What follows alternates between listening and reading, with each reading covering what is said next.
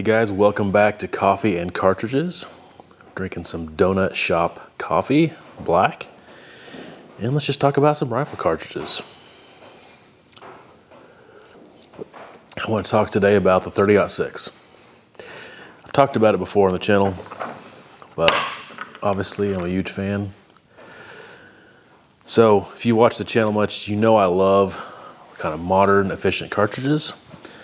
I like the cartridge designs. But I still like classic cartridges, like the 30-06. Just an incredible design, incredible cartridge, and man, what an awesome historic past it has. And still one of, if not the greatest, all-around hunting cartridges that you could get. And there's many other cartridges out there that you could pick that could improve upon it in some degree or the other, but as far as just an all-around versatile, fantastic cartridge for hunting, hard to beat the 30-06. I want to talk about its lineage. Now, I did a video about the history of rifle cartridge design, and at the end of this video, it'll be like right up here. You can click on it. But just 30-06 is amazing how many awesome cartridges came from it. So obviously 30-06 came out in 1906. A short time later, in 1925, Winchester came out with the 270 Winchester, which is one of the most popular cartridges even to this day. The 30-06 is as well. If you're talking about just the hunting community, not long-range target shooting, you know, some kind of competition of PRS or something like that, just hunting, especially in North America, the 270 Winchester will come up. It will be a part of that conversation. It's extremely popular here in the States, and rightfully so. It has a long pedigree of being very successful in all manner of hunting, actually across the whole world, but definitely here in America, it's extremely popular. And I find that the most passionate cartridge fans are 270 Winchester fans. Maybe even to a fault. They seem to just be so fascinated by that cartridge that if you talk about rifle cartridges and you don't talk about the 270 Winchester, they're almost offended.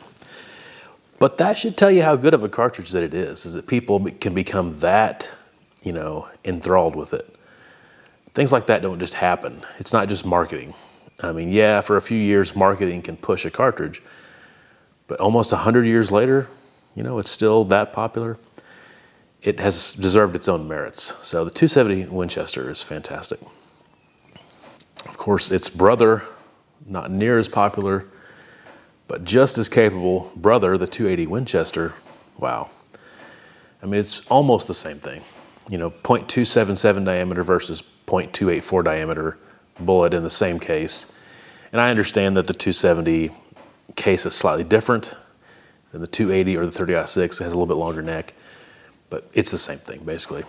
But the 280, you know, never as popular, but my gosh, just as good. And in all actuality, it's more versatile. It's kind of like the 30-06. It's the 7mm and the 30-06 just have a more versatile bullet lineup. You know, you can get bullets in a wider range of weights. Now that could be changing. Seems like a lot of new 270 calibers are coming out. So 5 to 10 years from now, that might not be the case. But as of now, with the historic twist rates, you know, 270 is not quite as versatile as a 280 or a 30-06. But they're all great. But the 280 is fantastic. And then we'll just keep going on. The 25-06, you know. I've read things that say if you want the lightest, flattest shooting cartridge that's got plenty of velocity and plenty of power for something like a whitetail deer, 25-06 is the way to go. I personally have never owned one. It seems to be a cartridge kind of like the 7-mag, kind of like the 270, that if you've owned one, you love it. And you're indifferent toward it if you don't own one. But anyone who's really had one and used it seems to really like it. It's kind of like the 243 in that it's good for medium-sized game, plus going down to varmints. It's a good dual-purpose cartridge. And of course, you can bump up to the 35 Whelen, a really cool cartridge. I'd say a cartridge that doesn't get the fanfare that it deserves, but it's a really cool cartridge. If you're going to be hunting large game in North America, it's a fantastic option. 35 Whelen's really cool. And then, you have your 6.5-06 and your 338-06. I know A Square did get them Sammy spec years ago. They've never been on the same level of popularity or being as common, but they're awesome cartridges. And then, this is kind of one step removed from the 30-06 lineage, but turned into a Ackely Improved is awesome. I know people that have a 6.5-06 Ackely Improved, love it. And of course the 280 Ackely Improved on paper, because I don't own one, has become what I think is one of the best all around, possibly perfect cartridges you can get. It just seems really ideal for a lot of things. I guess you could say the 280 Ackely Improved is the grandson of the 30-06. And speaking of families, let's talk about maybe a cousin to the 30-06. 50 BMG. Probably one you don't hear talked about in a cartridge lineage family discussion when it comes to 30-06. But, late teens, early 20s, when John Browning was designing the Browning machine gun, shooting the 50 caliber, as he was designing that, firing system and that cartridge, it's obvious if you look at the design, he basically took the 30-06 and scaled it up. It's not a 1-to-1 ratio. Doesn't have exactly the same shoulder angle, exactly the same slope and contour, but it's pretty well very similar.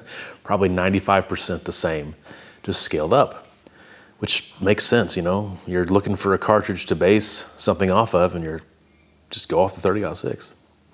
Then of course there's the more indirect family lineages.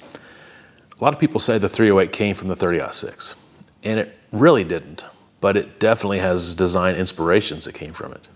So a lot of people that say the 308 came from the 30-06 either say it just directly came from it, or it come from the 300 Savage, which basically came from the 30-06. And there's definitely some similarities. All those cartridges have the same 473 head diameter, and the same kind of overall design. So they're really not the same. So the 300 Savage came from the 250 Savage back in 1915. And you could make the claim, and I've read some people say that the 250 Savage was based on the 30-06, and I can kind of see that. But the similarities I see really would go back to the 7mm Mauser, which was the parent of the 30-06. So yeah, they have the same head diameter, but so does the 7 Mauser. So I don't really see the correlation. However, they're all in the same general design philosophy, so I can get that, but I don't see it as close as some people think. Now, when the 300 Savage was designed, it took the 250 Savage, but it definitely updated. I've said this before on my channel, but I think it's the first modern case design. They blew out the shoulders, they sharpened the angle on the shoulder, long before P.O. Ackely ever started doing that. And the whole point behind the 300 Savage was to get 30-06 performance in their Savage Model 99 gun in a shorter action, basically. And for all intents and purposes, it did not do that, but it made a heck of a go at it. So I can see where the 250 Savage and the 300 Savage was inspired by the 30-06, but not directly copied or in that lineage. And then the 308, of course, had the same design philosophy to replace the 30-06 in a shorter action, getting pretty much the same ballistics.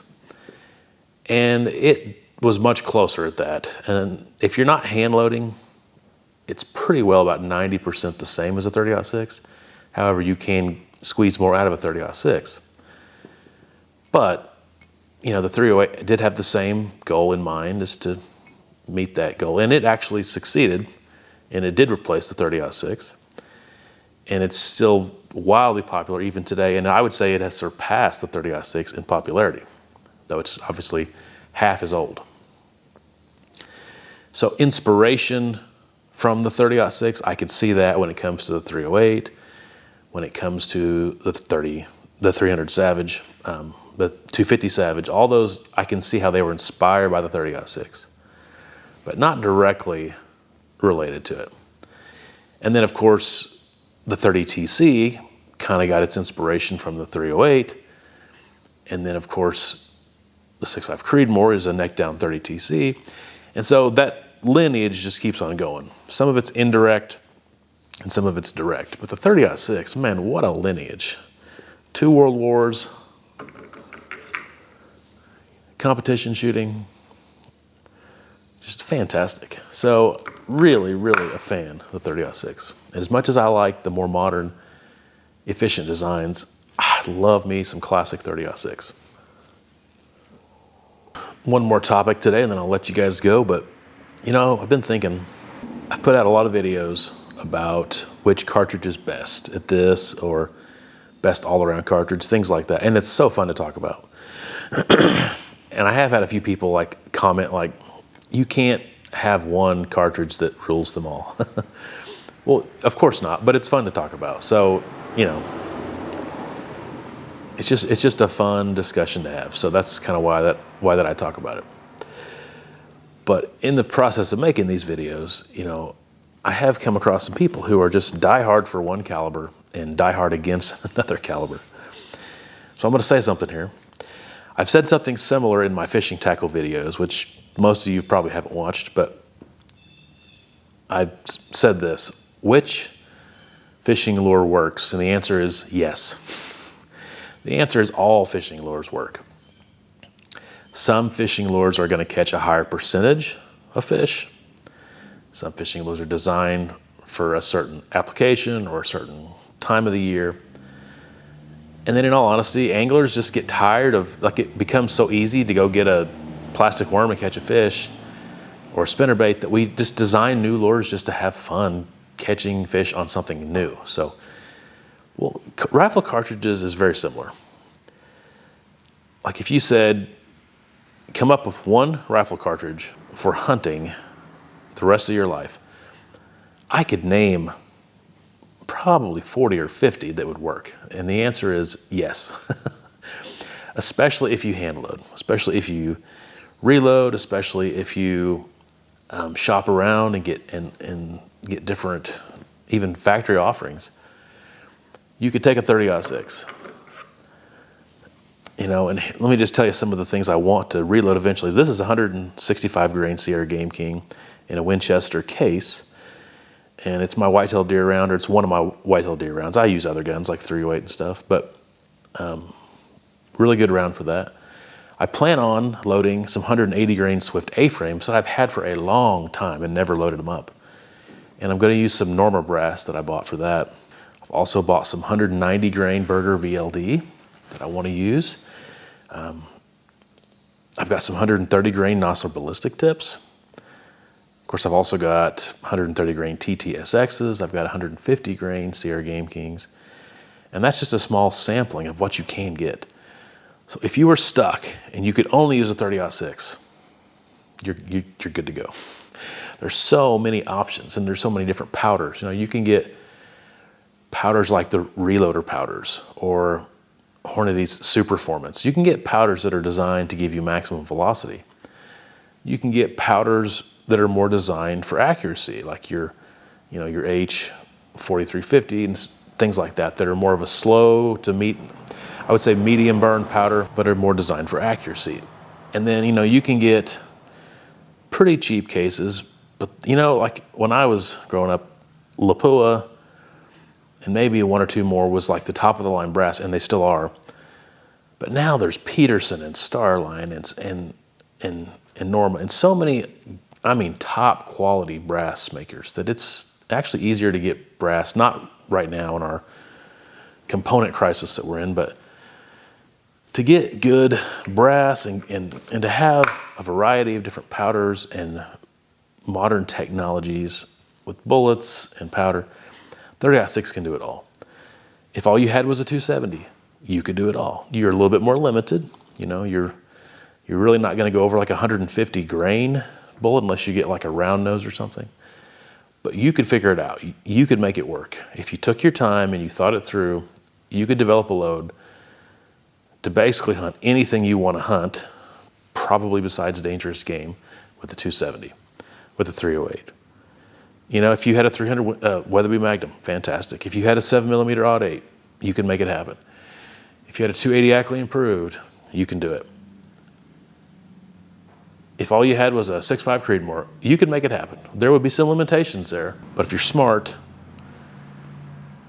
and you know your limitations on distance and things like that, you can make it happen. So a lot of going into a new cartridge and talking about new designs, you know, like, ooh, the 6.8 Western come out, ooh, the 6.5 PRC, ooh, the 7 PRC. You have one group that'll say, it's not necessary. My old 270, it works just fine. They're right. It's not necessary, but it's fun. But maybe it does have a tweak or an advantage that maybe that the old cartridges don't have. But if you hand load and you know what you're doing, you can make any cartridge work. You know, but I guess the moral of the story is, one, it's just fun to talk about rifle cartridges. So I'm going to keep doing it because I enjoy talking about it.